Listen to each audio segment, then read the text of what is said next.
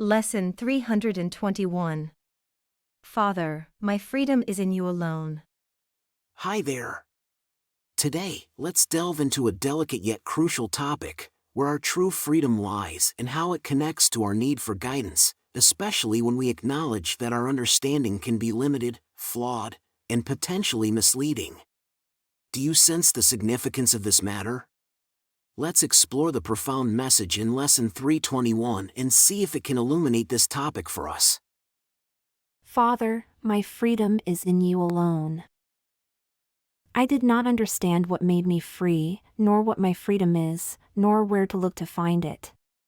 Father, I have searched in vain until I heard your voice directing me. Now I would guide myself no more. For I have neither made nor understood the way to find my freedom. But I trust in you. You who endowed me with my freedom as your holy Son will not be lost to me. Your voice directs me, and the way to you is opening and clear to me at last. Father, my freedom is in you alone. Father, it is my will that I return. Today we answer for the world, which will be freed along with us.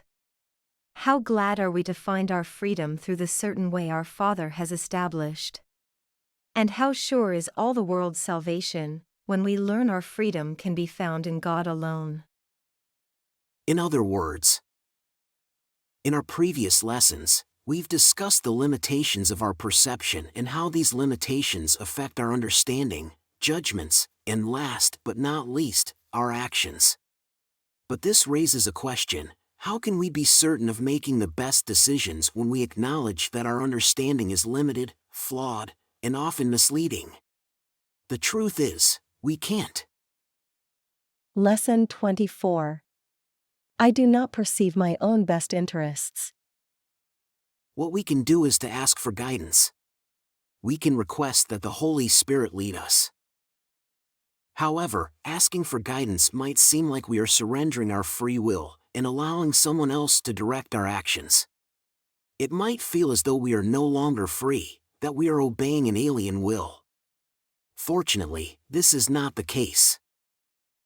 First and foremost, let's remember that our will and the will of God are one and the same. Lesson 74. There is no will but God's. Lesson 102. I share God's will for happiness for me.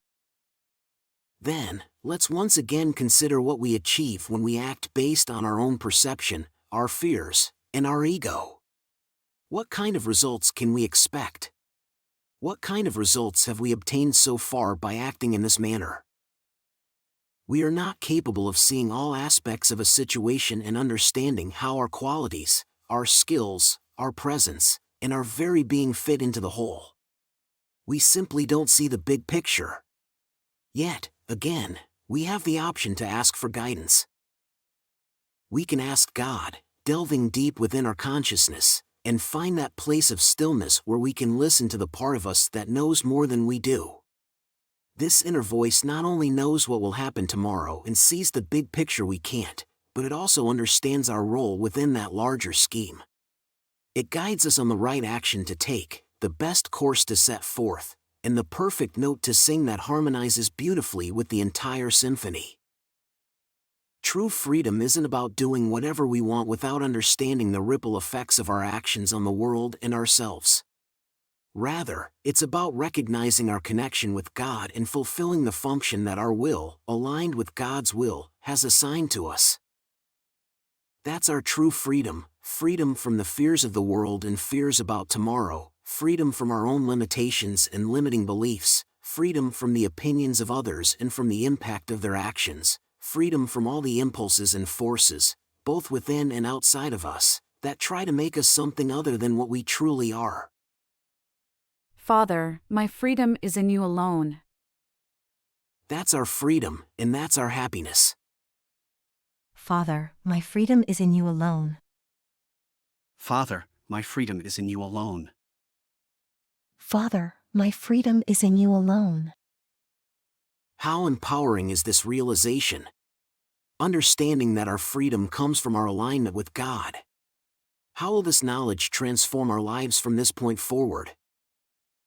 Continue with your practices morning and evening, and remember today's idea every hour throughout the day. Whenever you feel lost or confused about what to do or how to respond to your daily challenges, remind yourself, Father, my freedom is in you alone.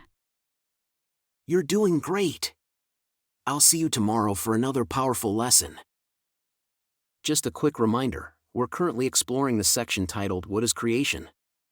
If you haven't watched the introduction to this section yet, simply click on the video link that should pop up on your screen shortly.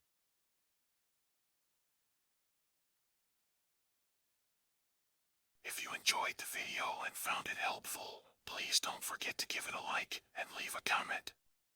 Thanks. And don't forget to subscribe to the channel and hit the notification bell. There's a new lesson every day.